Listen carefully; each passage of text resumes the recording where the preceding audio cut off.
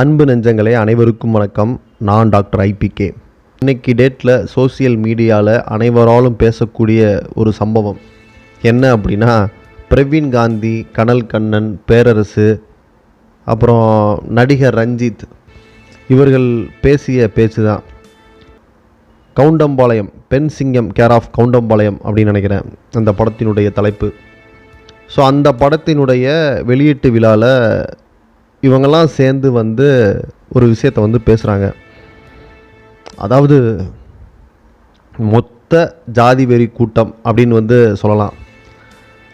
So இவங்களாம் cinema துறையில் ஒன்றும் வேலைக்கு ஆகாமல் டைரக்டர்ன்ற பேரை மட்டும் வைத்துக்கொண்டு ஏதோ ஒரு பொழுதை போக்கிட்டு இருக்காங்க. இந்த மாதிரி ஃபங்க்ஷனாக அட்டன் பண்ணி 4 கருத்துக்களை சொல்லி கிறுக்குத்தனமாக பேசி ஏதோ அவருடைய பிழைப்பை இந்த மாதிரி ஓட்டிக்கிட்டு இருக்காங்க.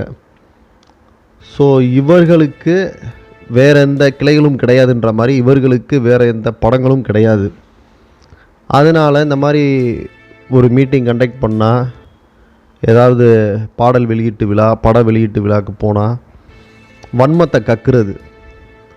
இன்றைக்கி இருக்கக்கூடிய இளம் இயக்குநர்கள் தங்களுடைய திறமையால் எப்படி வளர்ந்து வந்துக்கிட்டு இருக்காங்க அப்படின்றத நாம் அனைவரும் பார்த்துக்கிட்டு தான் இருக்கிறோம். புதிதாக தமிழ் சினிமாவில் தலித் அரசியலை மிகவும் வேகமாக ஓங்கி பேசக்கூடிய நபராக பா. ரஞ்சித் அவர்கள், அது மட்டும் இல்லாமல் வெற்றிமாறன் அவர்கள் தமிழ் தேசிய அரசியலையும் தமிழர் ஒற்றுமையையும் பாதிக்கப்பட்ட மக்கள் பற்றியும் ஏன் தலித் அரசியலை கூட ஒரு ஸ்ட்ராங்காக சொல்லக்கூடிய நபர். அவர் தலித் அரசியலை மட்டும் ஃபோக்கஸ் பண்ணாமல் பாதிக்கப்பட்ட மக்கள் யாராக இருந்தாலும் அவர்களுக்காக ஒரு சில குரலை கொடுத்துட்டு தன்னுடைய திரைப்படத்தில் மிக ஸ்ட்ராங்காக சொல்லக்கூடிய நபர். இப்போ அசுரன்லாம் நீங்கள் பார்த்துருப்பீங்க, எப்படி ஒரு ராவான கதையை எடுத்து அது கொஞ்சம் வேறு மாதிரி மாற்றிருந்தாலும் பெரிய ஜாதி சண்டையாக வந்திருக்கும் சவுத் ஏரியாவில்.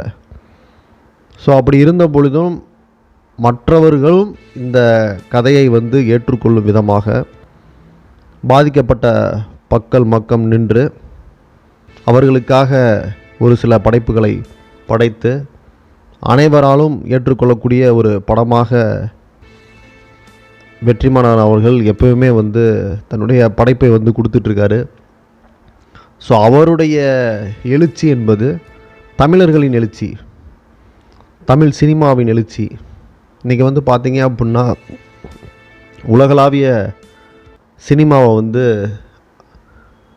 அந்த இடத்துக்கு தமிழ் சினிமாவை வெற்றிமாறன் போன்றவர்கள் கொண்டு போயிட்டுருக்காங்க. ஸோ ஒவ்வொரு இடங்களிலும் அசுரன் படங்கள்லாம் பயங்கர வெற்றியை பெறுகிறது. ஸோ தெலுங்கில் கூட பார்த்தீங்க அப்படின்னா அசுரன் பட ரீமேக் படு பயங்கரமாக போச்சு அப்படின்னு சொல்லி சொன்னாங்க. ஸோ வெங்கடேஷ் அவர் தான் நடிச்சிருப்பார் அங்கே அசுரனில். ஆனால் இந்த அளவுக்கு வெற்றிமாறன் போல் ஒரு ராவாக அவர்களாக ஒரு கதையை எடுக்க முடியலை, ரத்தமும் சதையுமாக எடுக்க முடியலை. பட் ஓரளவுக்கு ட்ரை பண்ணியிருக்கேன் அப்படின்னு சொல்லி அந்த டைரக்டர் கூட சொல்லியிருப்பார். அந்த அளவுக்கு வெற்றிமாறனை இந்திய சினிமாவே உற்று நோக்கிறது. அப்படி இருக்கக்கூடிய நபரை இவ்வாறாக விமர்சனம் செய்கிறார் பிரவீன் காந்தி. பா. ரஞ்சித் இதுவரைக்கும் பேச துணியாத சில வார்த்தைகளை தமிழ் சினிமாவில் அடித்து ஆணித்தனமாக கூறி வென்று காட்டிய ஒரு பெருமை பா. ரஞ்சித் அவர்களையே சாரும். இதுவரைக்கும் பெரிதாக யாரும் தலித் அரசியலை பேசியது கிடையாது. ஒடுக்கப்பட்ட மக்களின் வாழ்வியலை எடுத்து சொன்ன படங்கள் மிக மிக குறைவு. அப்படி இருக்கும் பட்சத்தில் பா. ரஞ்சித் அவர்களின் எழுச்சி என்பது உள்ளபடியே தமிழ் சினிமாவிற்கு இன்னொரு பாரதி ராஜா பா. ரஞ்சித் அப்படின்னு கூட சொல்லலாம்.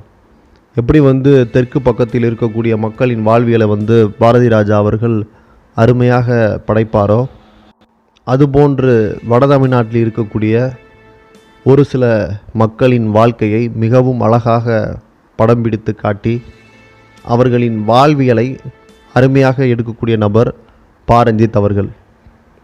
தெற்கில் பாரதி ராஜா படம் எடுக்கும் பொழுது யாரும் இது தேவர் சமூகத்தை சார்ந்த கதை என்று கூறவில்லை. ஆனால் பா ரஞ்சித் எடுக்கும்பொழுது மட்டும் இது அவர்களுக்கான கதை, அப்படியான கதை என்று சொல்லி அவரின் புகழை மழுங்கடிக்க வேண்டும் என்பதற்காக, அவரது வளர்ச்சியை தடுக்க வேண்டும் என்பதற்காக ஒரு சில பேர் இவ்வாறாக தொடர்ந்து கூறி வருகின்றனர். இருந்தபோதும் இதை பொதுவாக இருக்கக்கூடிய மக்கள் அவர்கள் இருவரையும் ஆதரிக்கின்றனர்.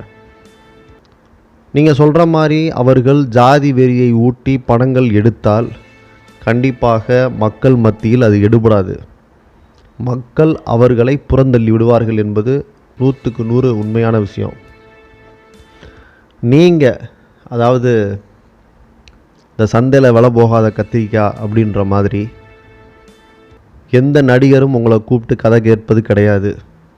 உங்களுடைய திறன், உங்களுடைய ஆற்றல் எதுவுமே இன்றைக்கி இருக்கக்கூடிய ட்ரெண்டுக்கு ஏற்ற மாதிரி இல்லை.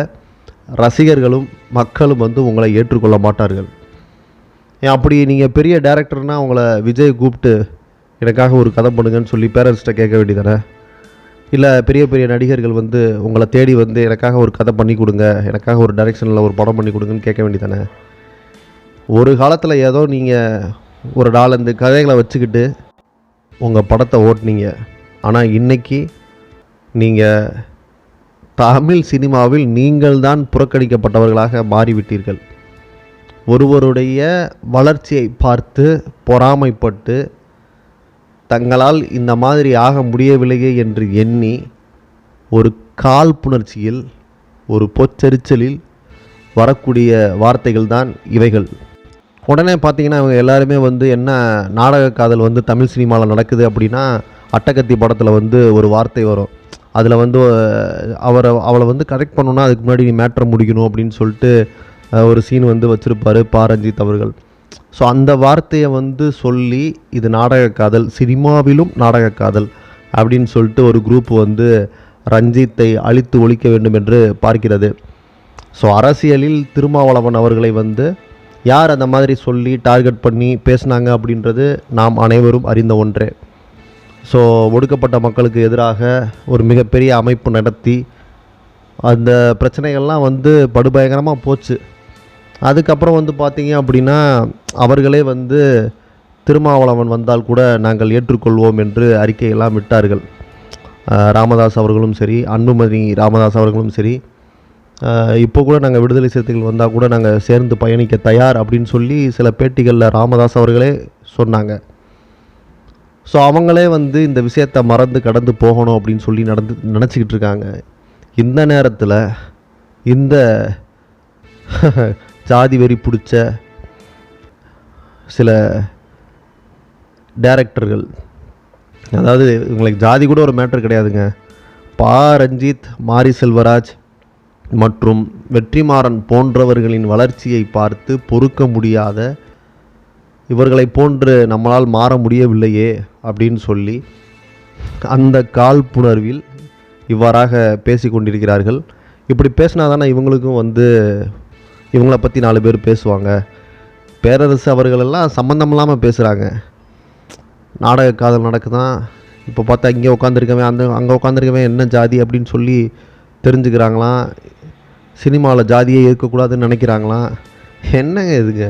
ஏங்க இப்போ தான் ஒடுக்கப்பட்ட மக்களின் அரசியலை துணிந்து பேசக்கூடிய டைரக்டர்கள் வந்துக்கிட்டு இருக்காங்க. ஒரு காலத்தில் பார்த்தீங்க அப்படின்னா படுபயங்கரமாக ஜாதி படங்கள் வந்துக்கிட்டு இருந்துச்சு. ஜாதி படங்களின் உச்சமாக எடுக்கக்கூடிய கேஎஸ் ரவிக்குமார் போன்றவர்களை யாரும் இங்கே பேசுகிறதில்ல. நீங்கள் அந்த டைம்லலாம் பார்த்தீங்க அப்படின்னா கேஎஸ் ரவிக்குமார் அவர்களின் படங்களை நீங்கள் பார்த்தீங்கன்னா தெரியும், ஒடுக்கப்பட்ட மக்களை எப்படி யூஸ் பண்ணியிருப்பாங்க அப்படின்னு சொல்லிட்டு. இப்போ நினச்சா கூட அந்த மாதிரியான படங்களை நீங்கள் எடுக்க முடியாது. ஸோ அது ஏன் அப்படி எடுக்க முடியாது அப்படின்னா, அதுதான் பா ரஞ்சித் மற்றும் வெற்றிமாறன் போன்றவர்களின் வெற்றி.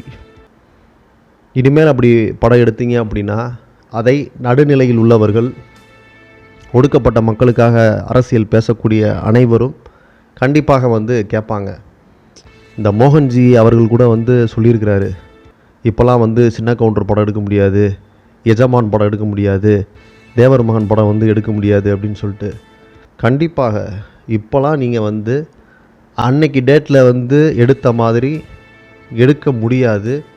ஏன் அப்படின்னா, ஒடுக்கப்பட்ட மக்களுக்காக, ஒடுக்கப்பட்ட மக்களின் துணை நிற்கக்கூடிய நடுநிலைவாதிகளும் மற்றும் எல்லாரும் நல்லா இருக்கணும் அப்படின்னு சொல்லி நினைக்கக்கூடிய மக்களும் ஒன்று சேர்ந்து அவங்களுக்கான ஒரு அரசியலை வந்து உருவாக்கிட்டு வராங்க.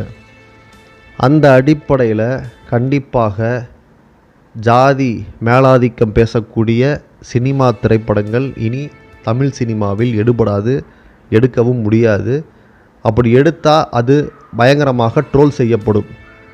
அந்த அடிப்படையில் தானே கமலஹாசன் அவர்கள் தேவர் மகன் 2 என்ற படத்தை கைவிட்டார்.